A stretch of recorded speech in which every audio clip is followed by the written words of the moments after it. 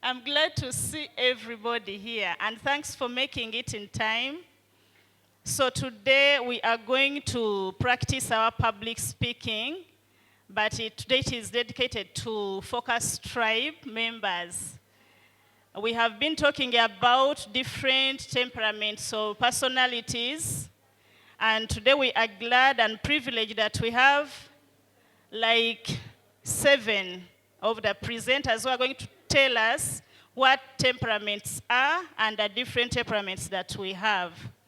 So we are going, as we open up, I'm going to invite Malaika Hilda Babiri, the life coach, to come and tell us about temperaments and exactly what she's going to talk about. Thank you. Hi, everyone. My name is Malaika Hilda Bavirie, and I'm going to be speaking about the choleric temperaments. The temperament refers to a set of traits, and depending on how they organize these traits, they put you in the different temperaments. We have 4 of them, and the different coaches, we are going to be speaking about the different ones. And there are also people who have 2 temperaments. I'm going to be speaking about the choleric temperament. Choleric literally means yellow bile. And the yellow bile means that the people in this temperament are quick to anger. They are easily annoyed. And what are the characteristics of these people? They are leaders of the group. The choleric lead all the other temperaments. They are highly engaged and intentional. Even in their conversations, they don't just speak. Tebamala googera. The choleric are also authoritarian. They love authority. They love controlling, but they hate being under control. So choleric are extroverts, they are natural problem solvers, and they like to argue. They like challenging other people, even when what they are saying doesn't make sense, but they'll challenge you. And we also have strength of the cholerics. Like I said, they are natural problem solvers. Any problem, a choleric will easily handle it. Another thing, they make decisions with confidence. They trust themselves. Even when everyone else is against them, for them, as long as they believe they are right, they'll follow that decision. They get goals and make sure that these goals are achieved. And another thing about cholerics, they love being drivers. Even when you're dating one, they'll love to control you, be it a lady or a guy. And what are the weaknesses of this choleric temperament? They are quick-tempered. Anything little, it tempers with them. They like to argue. So in any conversation, just a choleric is going to argue with you. And they love controlling others, be it in business, be it in everything they do. They love controlling. And they lack sympathy. They don't care whether you're annoyed or what. They just follow their feelings. They are not moved by someone's feeling. For example, some of the personalities with cholerics are Napoleon Hill, Hitler, Donald Trump, and Oprah. Thank you so much. That's about the choleric temperament. Thank you so much, Coach Hilda. I believe we have identified ourselves where we fall concerning the characteristics she has given unto us. Without wasting any other minute, I welcome Coach Agnes Ojore. Someone is looking at me and I'm not comfortable because we're working on how I'm supposed to introduce myself. Since I'm a coach, I'm supposed to have a new introduction, which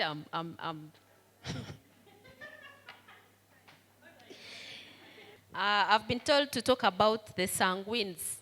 And I'm blessed to say I'm a sanguine. So as I talk about it, I'm talking about myself. Who is a sanguine? I'm talking about the qualities. Qualities. Sanguines are outgoing, they are enthusiastic, they are curious, creative, spontaneous, impulsive, goal-oriented, optimistic, and assertive. A sanguine is capable of talking to new people. If I met you outside there and you're new, by the time we part, you'll think I've known you for the past 10 years. Sanguines are capable of talking to new people as though they have been friends for a long time, so they get along with the new people. Then lively, they are carefree, they are sociable, and they prefer a talking environment. If I'm with you and you're not talkative, you'll tend to bore me. But I will actually make you talkative. Sanguines are excellent in communication. They are oriented, excellent in communication-oriented things, but not good to tasks. They are very good in communication things. Like if you tell me to communicate, I'll communicate. But like giving me a task, we are not good at tasks. And then we are full of energy. So many times we seem restless and spontaneous. Then we are affected by a chemical called dopamine, which makes people intensely curious and creative, hence the love of reading and acquiring different knowledge. That chemical called dopamine causes us to look for information. So we love reading a lot. Then what is our strength, the sanguine temperament? We adopt quickly and generally can play many roles. We adopt very fast and we can play many roles. Then we are buoyant, lively, optimistic, and we have the ability to charm the pants down of anyone that seeks our attention. Should I repeat this one? They are usually more creative. They are usually more creative than the other types of personalities, be it in poetry, music, theater, art, cooking, and businesses. They trust their impulses and are good at taking risks. They launch into projects that seem sure to fail, but somehow always manage to win. They speak very well, are eloquent, and use words selectively to avoid hurting people. If you came to me and you tell me the other girl is like this and like this, like this, now for me to go and attack, I'll not attack, but I'll use a language that will pull them near so that I don't hurt them. That is a sanguine. What is their weakness? Weaknesses. They are very poor at boredom tolerance. They cannot tolerate boredom. The routine jobs, tasks, repetitive experiences, and dull companions annoy and irritate them. These are people that will jump from one job to another. They get bored very fast. Then they may struggle with weight loss issues because they find it difficult to control their cravings. This one I don't have. Then they are more susceptible to smoking, alcohol, drugs, gambling, and risk behavior. Then many stay in schools because of the other dopamine chemical. Many stay in schools years after their peers have graduated. Therefore, they will always have several degrees. You find like they are educated and educated and educated. They keep going back to school. Coach Vero has the right answer. Then they are always busy with their many interests. You find them very busy and they are all over. That they will always procrastinate completing their tasks. They will do so many things, but they will not complete many. And then they are the least disciplined and organized in all temperaments. As in, we are disorganized. We are not disciplined, but we are good. God bless you. I welcome Coach Janet to come and tell us about our melancholy temperament. I'm glad to see you. Janatia here. A wife, I'm a mother, an entrepreneur, I'm a teacher, I'm everything. But best of it all, I'm a certified life and parenting coach. And I'm known for children. I'm the CEO of My Dear Child. Yeah, today I'm going to talk about melancholic people. And when I'm to explain this temperament, it's characterized by a mild expression of feelings, weak excitement, and increased sensitivity, with a depth and duration of emotions. Those are the melancholy. They don't show their feelings. They are so sensitive, and they are weak in excitement. So, when I'm to look at the characteristics of the melancholic people, they hide their feelings, and so they are prone to depression. These people, it was found out that they are the people who do suicide the most. More than half of the people who do suicide are melancholy because of hiding their feelings. They are good planners and thinkers. And when it comes to leadership, they are the best in these positions. They are perfectionists. They always want to be perfect in whatever they do. They are so analytical, think about whatever they are going to do, and it was researched and found out that they are the best counselors so far. They are introverts. They don't easily show what they feel inside. And they have few friends. You find such people, they don't have many friends, and if they are to have those few friends, they will be tested by time. These are the people you find that they have childhood friends among those few friends, and they must have seen you for such a long time. They are very smart, intelligent, disciplined, loyal, and organized, the melancholic people. And they are so empathetic, caring, and hospitable. When it comes to friendship, they are the best friends. They are so empathetic, they care a lot. Yeah. When I'm to look at the other side of the melancholic people, they have some weaknesses. They have this moodiness. They are so moody, and they have these unpredictable mood swings. This is a person who can be happy in 1 minute, and the next minute you find her so down. They are selfish and self-centered. They have that poor self-image. They compare their weaknesses to some other people's strengths. So they always see themselves as being low, not being the best. They are hard to convince and hard to satisfy. Remember, they know it all, and they think they are perfect in everything. So it's not easy to convince such a person to change from whatever he has been thinking to doing something he's not in for. So when you look at these melancholic people we've talked about, where do you think you fall according to what we've talked about? Me, I used to think I'm a melancholy, but I'm yet to find out when I do the test. I can see some melancholic characters in me, but I will confirm with the test. And it's not easy to find someone who is perfect in a temperament, but we have a mixture of temperaments, though the degree may differ. Thanks so much for listening to me.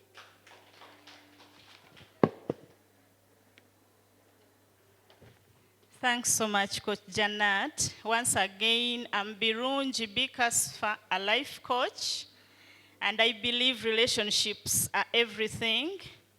I'm going to talk about phlegmatic temperament. They have no fear of rejection. They can handle unaffectionate and hostile people. They are easygoing, they are calm, they are peaceful, they are quiet. Wherever they are, they love harmony, they love peace. When it comes to love, they are loyal lovers. When it comes to parenting, they are loving parents. They are good administrators, and they are good at keeping relationships. Like you find that somebody has a friend they can keep that relationship for 20 years or more. They are good administrators because they are good at keeping peace. They are considerate. That one makes them good administrators. Examples of phlegmatic temperament like Barnabas in the Bible, Joseph and Timothy. They are found in these kind of careers. They are mostly teachers, they are nurses, they are in social services, psychology, and counseling. What are their strengths? They are steady in whatever they do. They worry less. They are worryless. They are patient, they are long-suffering. They are self-sufficient. That one makes them to be good team leaders. They are meek and gentle, and they can handle tough projects since they can work under pressure. But everyone who has a strength has a weakness. They are introverts. They are less motivated. They don't push themselves. They can't do anything unless they are pushed. They compromise a lot. They are indecisive. They cannot make decisions on their own. They are selfish in that even when you give them advice, they will not take it unless if they feel like taking it. So myself, I think I'm like 80% phlegmatic, but how can I become productive or active? It is looking for another temperament person. I take good use of their strengths, which are my weaknesses. Another thing that I can do is that I can motivate myself by not extending a duty. Like if I have a task, I do it there and then I would even encourage myself, like motivating myself. It should be deliberate inside me to always make decisions by my own. Thank you so much, Coach Vero. You're welcome to come and tell us more. My name is Veronica Trisha Namlondo, and I'm a life coach. I'm a fashion designer. I'm a photographer. I'm a beautypreneur, and so many other things. And I'm here to talk about another temperament. Now, I am going to introduce dual temperaments because there are people that have more than one temperament. And I'm going to talk about the phlegmatic sanguine. So, the phlegmatic sanguine are driven by the primary component of the primary temperament need is to be accommodating, and that's from the phlegmatic, while the secondary temperament need is to be socially accepted, and that's from the sanguine. So there's an American author who wrote a book, Please Understand Me. He describes the phlegmatic sanguine as artisans. He says almost all people that are gifted with art, the creatives, the sculptors, the designers belong to this group. So I am here to basically talk about myself. And I think I resonate so much with the phlegmatic sanguine because one of their characters is they are harmonizers. I will not say we are harmonizers. We do not like conflict. When you sense conflict, you look the other side. Even when you're talking to somebody and you realize they are getting offended, you try to find another way. We are accommodators. We don't confront or put people under pressure. Like, you'll see something and it has bothered you and you'll just leave it at that. And we stubbornly resist change, especially sudden change. If you come and just tell me, Vero, you have to do this and this and this, I'll accept because I don't want to fight. But deep down, I know it's not something I'm going to take up like easily. I have to fight within myself to take it up. We are independent-minded. I want you to tell me, do this, but don't over-push it. Like, tell me and stop there and wait for me to. I remember growing up, when they would tell you to wash dishes, you feel bad, you want to go and wash dishes without anyone telling you. Like, you don't want to be first told, you want to do it yourself. We are likable, of course. We are the most friendly among the phlegmatic people because we don't fight, we accommodate. We don't put people under pressure. So, of course, people like us. And the other thing is we are spontaneous. We get bored very fast, so we don't like being idle. And when it comes to spontaneity, we just want to do things without planning. Like, I know I have planned to be here on Friday, but when a plan comes up, I might not come here. Like, where is the plot?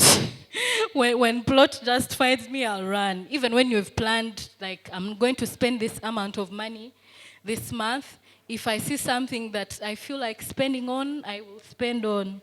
We don't like planning. We are not routine people. And when it comes to our relationships, we are the best people at relationships. Nurturing and overly supportive. We put other people's needs before ours.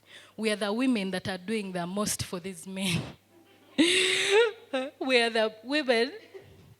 We even, like, of course, you write your ideal partner must be this Christian, hardworking, financially stable. But when I find somebody that I like, I'll forget. I'll forget all the other qualities. Like, we fall hard and we give in too much. We give more than we receive. We are ready to stop anything. We are the women they tell, can you stop working and take care of the children? And we'll be like, yes. We are the people that can do anything for love. If you tell me those friends are not your good friends, stop talking to them. My dear friends, I'll block you. We are like that. And our strengths, we are observant, of course. We have good taste. Remember I said most of us, almost all of us, have a good eye for art. We are designers. Of course, we have good taste. We are friendly. We will talk to anyone. We are flexible. If they tell you to move here, you move. We don't want conflict. If they tell you, leave this place, go to this place, you move. Of course, we are fun. We are fun people because we don't fight. And then one of our weaknesses is we do what we feel like doing, not what needs to be done. Like, I know I have to do this, but this is more entertaining and fun, so I'll end up falling for this. And doing this, we are bad planners, of course. And we don't finish tasks because we don't follow plans. We are unorganized because we don't plan. And we don't speak out. So it leaves us in bad relationships because we don't speak up. So to conclude this, the phlegmatic sanguine don't achieve their true potential because we lack motivation. And that's a trait from the phlegmatic. And we lack discipline, and that's a trait from the sanguine. So we need a lot of prayers, we need a lot of work, we have to push ourselves to do our best. And I'll give you examples of famous phlegmatic sanguine. There's Maria Antoinette, Rihanna, Pharrell, Britney Spears, and me, of course. Thank you for listening to me. Have a blessed evening.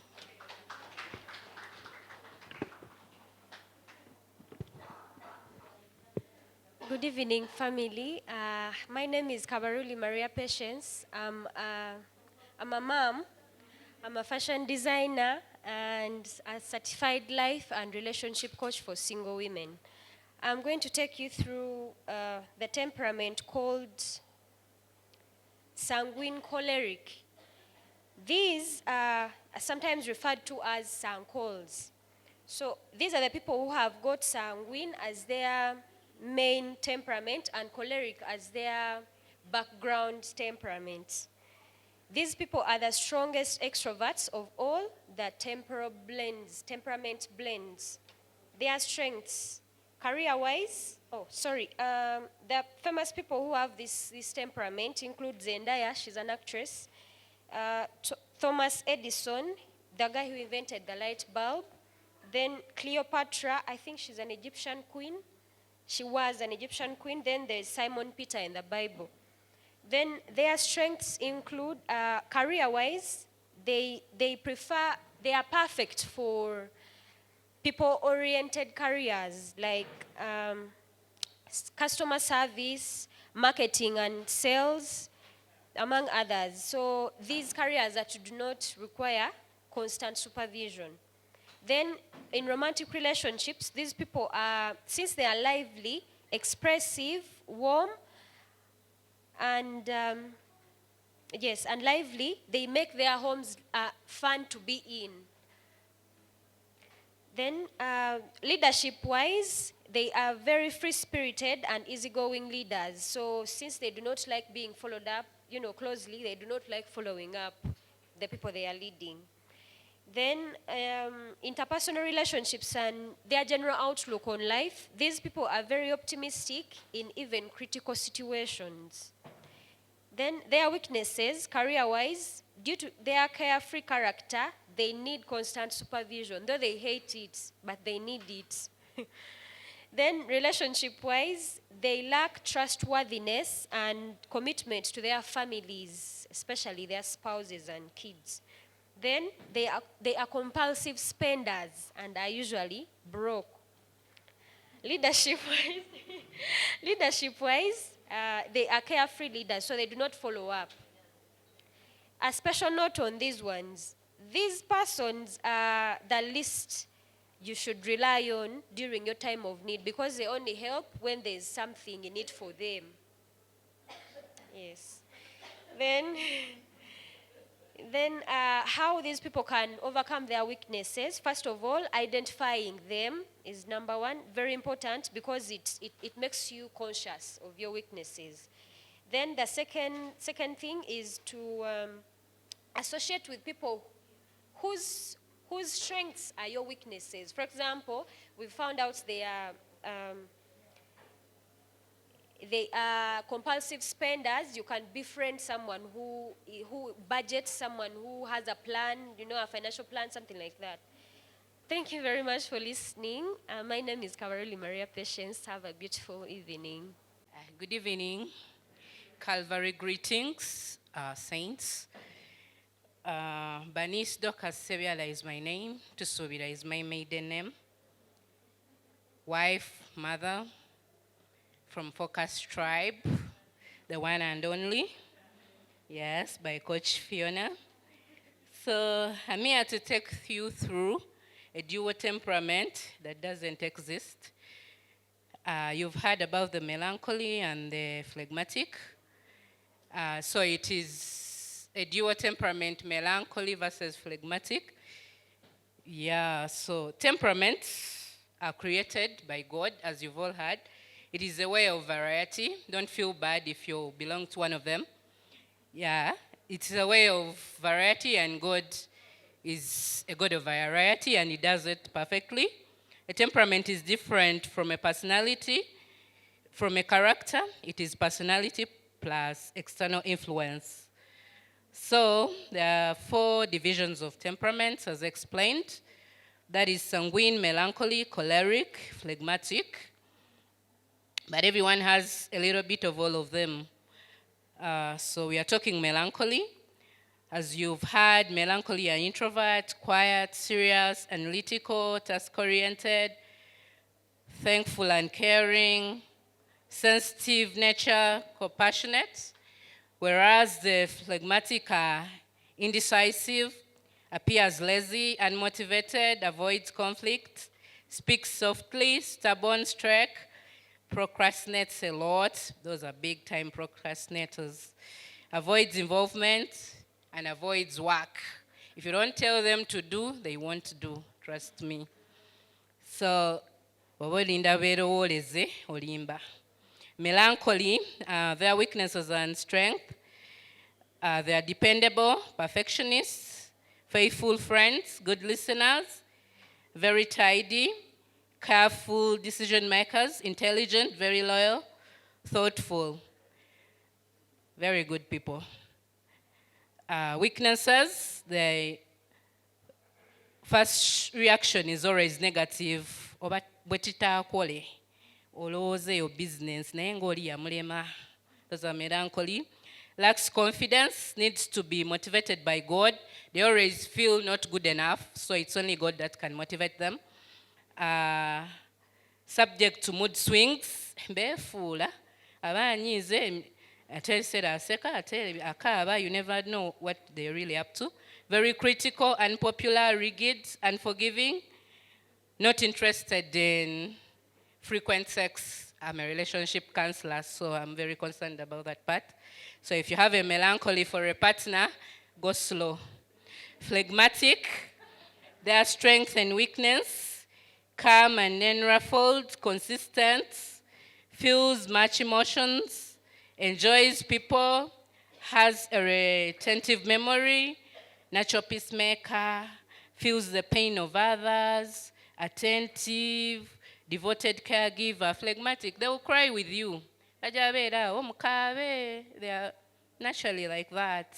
Weaknesses, lacks drive and ambition, rarely exceeds the status quo. Tachisusa, webikoma, sinyonyo teye.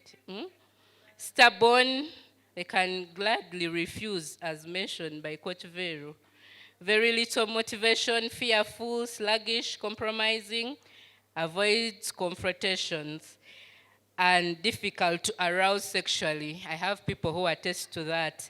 You have to do a really good work to get them out of their cocoon. So melancholy are usually high achievers because they are diligent in their work, whereas phlegmatics, they're usually counselors, teachers, nurses, lead Bible study, and women ministries. So melancholy are fast-paced.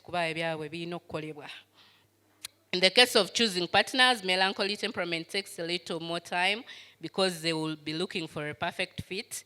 But melancholy temperament is more likely to be attracted to the phlegmatic temperament because they have a void and quest for love to be cared for, which the phlegmatic plays out perfectly. People are subconsciously attracted to another person's strength that corresponds to their weaknesses. Everyone should know about their temperament because it will help you to be inclined to the person you marry. You'll be aware of your natural strengths, your natural weaknesses, your marriage partner, and you'll be able to flow well with people. And the other thing, you won't get hurt because you'll know why a sanguine is a sanguine. You'll know why a phleg is a phleg. You'll know why a choleric is bossy. You'll know, if you're in a relationship, you'll know why a melancholy doesn't act up. According to my findings, these two temperaments are the extreme. So you cannot be dominantly melancholy and still be phlegmatic, though everyone has a little bit of everything. But these ones, they are parallel, they are extremes.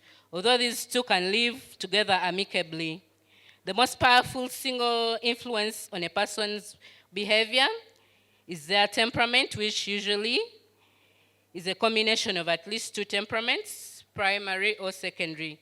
Though they are inborn, everyone can work on their weaknesses, although some will happen naturally. Some will be uncensored, because you're naturally a choleric. And it's what you're made of. I'm Banis Dokas Seviala on all my social media handles, a life coach and a relationship counselor, an evangelist. God is love. Thank you very much. Good evening.